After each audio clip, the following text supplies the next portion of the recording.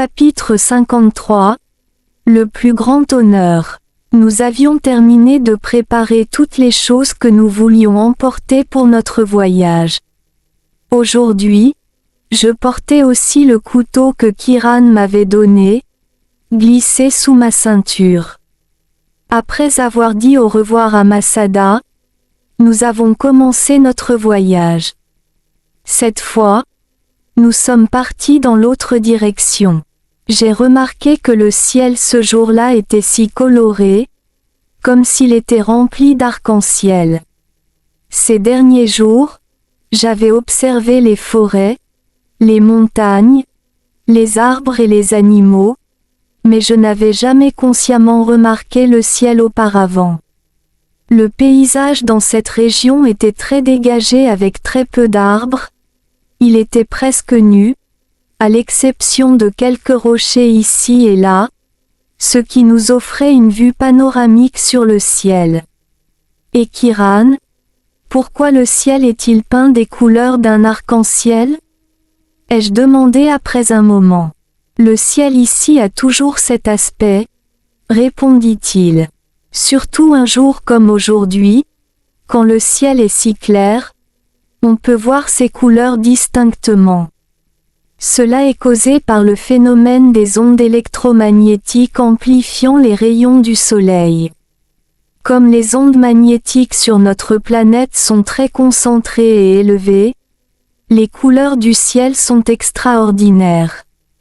Guillemets doubles. On a l'impression d'être dans un monde fantastique ou dans un rêve, et cela ne semble pas réel, ai-je remarqué.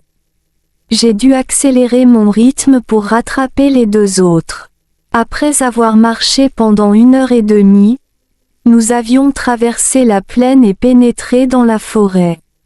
Ce chemin était différent, car il était plus petit et plus étroit que celui que nous avions pris la veille. Mais j'ai remarqué que les deux chemins avaient un point commun, ils étaient très bien entretenus. Après avoir marché assez longtemps à travers la forêt dense, nous sommes arrivés sur la route principale qui était beaucoup plus large que le chemin que nous avions emprunté auparavant. Elle était soigneusement pavée de grandes pierres, et une foule énorme de gens y circulait. Certains transportaient des marchandises sur des charrettes tirées par des chevaux ou des ânes. Cela m'a rappelé les scènes de certains vieux films où les gens utilisaient encore ces modes de transport anciens. Nous avons passé une autre heure à marcher sur cette route, et je supposais que nous approchions de la ville car la route devenait de plus en plus encombrée. Ce qui m'a le plus impressionné, c'est que tout le monde me saluait comme si j'étais une célébrité, et la plupart semblaient très heureux de me voir. Est-ce que vous êtes Tim ? Celui qui vient de la planète Gaïa ? Je suis tellement excitée de vous rencontrer. Je vais devoir dire à mon mari que je vous ai rencontré en personne quand je rentrerai chez moi. A dit une femme qui marchait dans la même direction, visiblement ravie. Pourquoi sont-ils si enthousiastes à l'idée de me voir ? Me suis-je tournée pour demander à Kiran. Eh bien, Tim, tu es déjà assez célèbre ici, tu ne le savais pas ?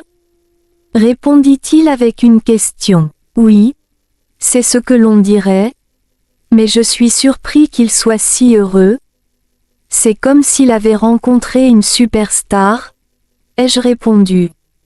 Je pense que pour les gens ici, il n'y a rien de plus joyeux que de rencontrer quelqu'un qui a été choisi, car cette personne doit avoir quelque chose de très spécial que très peu d'autres personnes possèdent, a dit Kiran. Pour nous, c'est le plus grand honneur dans la vie. En ce moment, il n'y a personne dans ce monde entier qui ne te connaisse pas.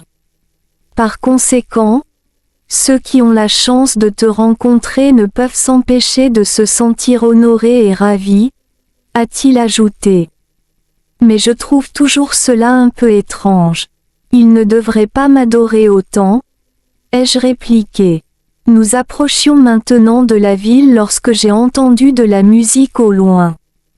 C'était le son d'instruments de musique que je ne pouvais pas identifier immédiatement, mais cela pouvait être le son d'une harpe et d'une flûte jouées ensemble. C'était la mélodie la plus belle que j'ai jamais entendue. Sommes-nous presque arrivés? Ai-je demandé avec excitation. Oui. Après avoir franchi la colline devant nous, tu verras la ville, dit Koharu. D'où vient la musique? Y a-t-il un festival? Ai-je demandé. Non. Les musiciens jouent régulièrement de la musique pour divertir les habitants de la ville. Quand nous arriverons, tu les verras partout. Ils jouent de la musique pour le gouverneur et les gens ordinaires, jour et nuit. Donc, cette ville est remplie de musique à toute heure. J'aime dormir ici car la musique me relaxe beaucoup, expliqua Koharu. Et c'était exactement comme elle l'avait décrit. Lorsque nous sommes arrivés au sommet de la colline et que nous avons regardé en bas, j'ai pu voir toute la ville. C'était une grande ville avec des maisons construites les unes à côté des autres, couvrant une vaste zone de plusieurs kilomètres carrés. La ville était établie sur la plaine en bas de la colline, bordée par une grande rivière avec 3 ponts qui reliaient les 2 côtés de la ville. Il y avait 3 routes principales et des centaines de petites ruelles qui reliaient une zone à l'autre comme un réseau tentaculaire. La ville semblait très bien conçue car elle paraissait jolie et ordonnée vue de cette hauteur. Au bout de la route principale qui traversait le milieu de la ville, il y avait une montagne imposante en arrière-plan, avec une rue menant à un immense bâtiment situé presque au sommet de la colline. Ce bâtiment avait la forme d'un grand rectangle avec des dizaines d'étages. Le sommet du bâtiment était couronné de nombreuses flèches sur le toit qui ressemblaient à de petites pagodes. C'était un bâtiment très haut, probablement d'une 15aine ou d'une 20aine d'étages, et il était entièrement recouvert d'or scintillant. Waouh! C'est excitant, m'exclamai-je en prenant la vue de la ville devant moi.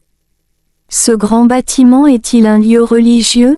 Ai-je demandé, en regardant la structure qui me rappelait un temple tibétain, car ils ont aussi cette grande forme carrée et sont généralement situés au sommet d'une colline. Non, ce n'en est pas un. Sur Tungra, nous n'avons pas d'endroit dédié aux rites religieux ou aux cérémonies, répondit Kiran. Oh, pourquoi pas? J'aurais pensé qu'un monde rempli de gens bienveillants et aimables aurait un lieu de culte pour montrer à quel point leur religion a prospéré, ai-je dit, montrant ma surprise. Ce que tu penses comprendre est différent de la vérité, répondit-il. Les gens ici n'ont jamais connu la souffrance, alors pourquoi penses-tu que nous avons besoin d'un endroit pour guérir?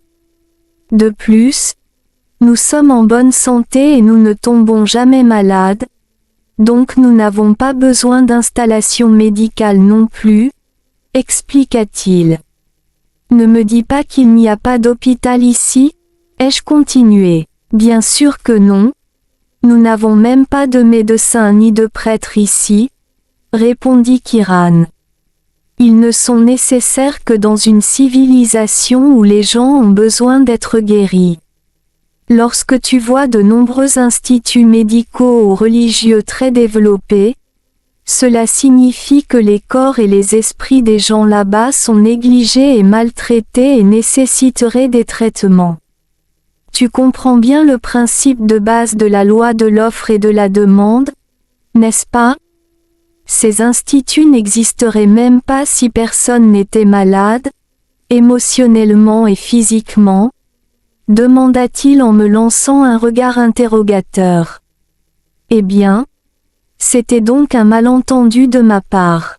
J'avais l'idée que dans les endroits où les religions prospèrent, il doit y avoir beaucoup de personnes bienveillantes, ai-je admis. Dans votre société, Pensez-vous qu'il y a plus de personnes bienveillantes ou plus de personnes froides qui manquent d'amour? Essayez de répondre honnêtement, me pressa Kiran. Eh bien, je pense que c'est plutôt le second cas, ai-je répondu. Alors, réfléchissez à la différence de proportion entre ces deux types de personnes. Comparez le nombre de personnes qui fréquentent les lieux de divertissement la nuit avec le nombre de celles qui préfèrent se rendre dans leur temple et étudier le Dharma, suggéra-t-il. Oh! Si vous le présentez ainsi, j'estimerai que le nombre de ceux qui choisissent de visiter les temples est d'environ 20% ou moins, ai-je répondu. Ce n'est qu'une estimation basée sur les apparences extérieures.